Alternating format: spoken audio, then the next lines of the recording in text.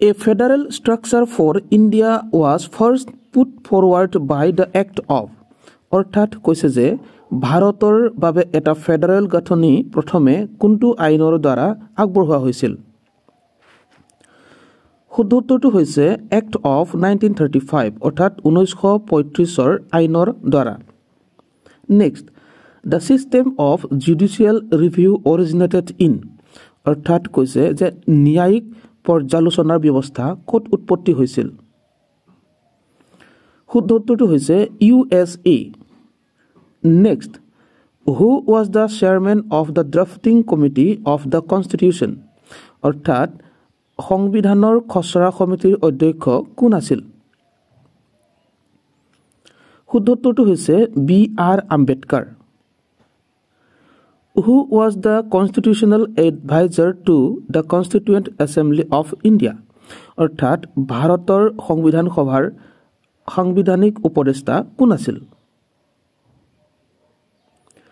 শুদ্ধ উত্তৰটো হৈছে sir B.N. Rao Benegal Narsing Rao next Which of the following countries has introduced direct democracy? অৰ্থাৎ কৈছে যে তলৰ কোনখন দেশত প্ৰত্যক্ষ গণতন্ত্ৰ প্ৰৱৰ্তন কৰা হৈছে উত্তৰ হৈছে Switzerland next Which of the following countries have an unwritten constitution অৰ্থাৎ কৈছে তলৰ কোনখন দেশৰ অলিখিত সংবিধান আছে শুদ্ধ উত্তৰ হৈছে UK নেক্সট আহিলে The Constitution of India was adopted on অৰ্থাৎ ভাৰতৰ সংবিধানখন কেতিয়া গ্ৰহণ কৰা হয় শুদ্ধ উত্তৰটো হৈছে 26 নৱেম্বৰ 1949 চনত The Constitution of India describes India as অৰ্থাৎ ভাৰতৰ সংবিধানত ভাৰতক কেনেদৰে বৰ্ণনা কৰা হৈছে শুদ্ধ উত্তৰটো হৈছে এ ইউনিয়ন অফ ষ্টেটছ ৰাজ্যসমূহৰ সমূহ বুলি বৰ্ণনা কৰা হৈছে নেক্সট আহিলে who among the following was the president of the constituent assembly of India অৰ্থাৎ তলত উল্লেখ কৰা সকলৰ ভিতৰত ভাৰতৰ সংবিধান সভাৰ সভাপতি কোন আছিল শুদ্ধ উত্তৰটো হৈছে ডক্টৰ ৰাজেন্দ্ৰ প্ৰসাদ নেক্সট আহিলে The convention that once a speaker, always a speaker is followed in.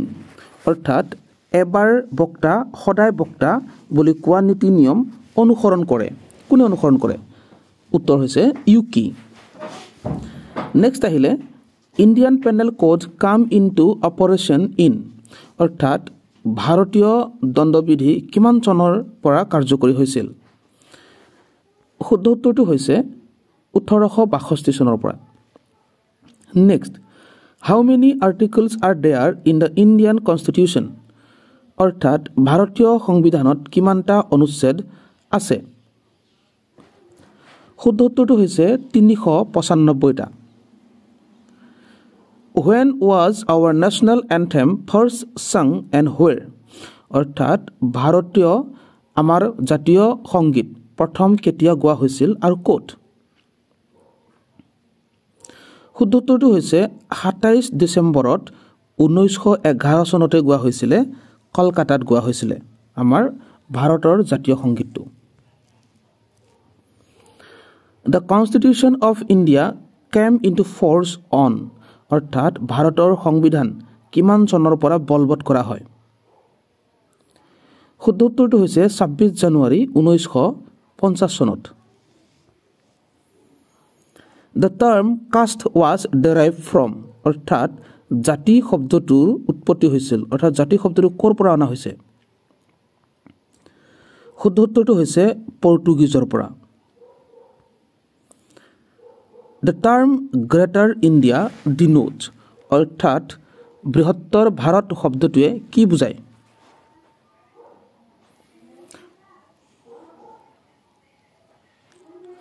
শুদ্ধ উত্তৰটো হৈছে কালচাৰেল ইউনিটি সাংস্কৃতিক ঐক্য বুজায় বৃহত্তৰ ভাৰত শব্দটোৱে সাংস্কৃতিক ঐক্য বুজায় the two forms of democracy are, অৰ্থাৎ গণতন্ত্ৰৰ দুটা ৰূপ কি হয়? শুদ্ধ উত্তৰটো হৈছে parliamentary and presidential. The constitution of India contains, অৰ্থাৎ ভাৰতৰ সংবিধানত কিমানটা অনুচ্ছেদ আছে? উত্তৰটো হৈছে 395টা। In India the concept of single citizenship is adopted from, অৰ্থাৎ ভাৰতত একক নাগৰিকত্বৰ ধাৰণাটো ক'ৰ পৰা গ্ৰহণ কৰা হৈছে? শুদ্ধ উত্তৰটো হৈছে ইংলেণ্ডৰ পৰা। The drafting of the constitution was completed on, অৰ্থাৎ সংবিধানৰ খচৰা প্ৰস্তুতৰ কাম সম্পূৰ্ণ হৈছিলে, কেতিয়া সম্পূৰ্ণ হৈছিলে? শুদ্ধ উত্তৰটো হৈছে 26 নৱেম্বৰ 1949 চনত। নেক্সট আহিলে who was the president of the constituent assembly, অৰ্থাৎ সংবিধান সভাৰ সভাপতি কোন আছিল? শুদ্ধ উত্তৰটো হৈছে doctor Rajendra Prasad. Who was the chairman of the constituent assembly, সংবিধান সভাৰ অধ্যক্ষ কোন আছিলে? শুদ্ধ উত্তৰ হৈছে doctor Rajendra Prasad. The concept of constituent first originated in, আৰু সংবিধানৰ ধাৰণাটো প্ৰথমে ক'ৰ পৰা উৎপত্তি হৈছিল? শুদ্ধ উত্তৰটো হৈছে ব্ৰিটেইনৰ পৰা।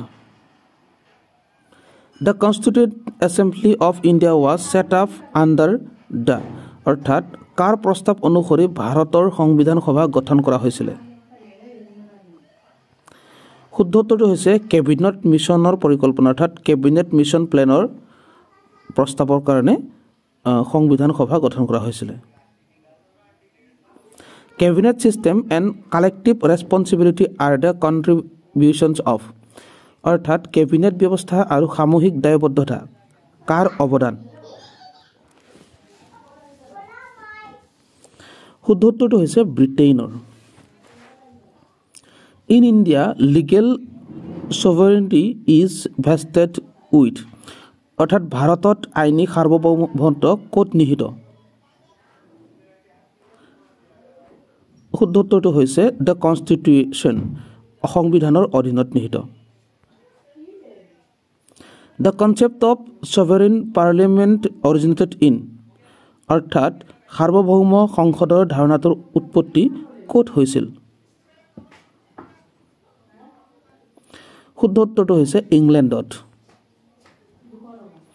Who is considered the architect of the Indian constitution, অৰ্থাৎ ভাৰতীয় সংবিধানৰ স্থপতি কাক বুলি গণ্য কৰা হয়? শুদ্ধ উত্তৰটো হৈছে B.R. আম্বেদকাৰ।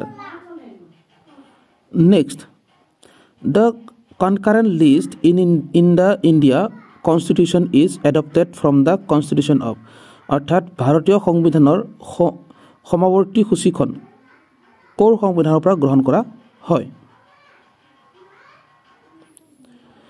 শুদ্ধ উত্তৰটো হৈছে অষ্ট্ৰেলিয়াৰ পৰা। ইণ্ডিয়ান কনষ্টিটিউশ্যন ইজ, অৰ্থাৎ ভাৰতীয় সংবিধান হ'ল কেনেকুৱা সংবিধান?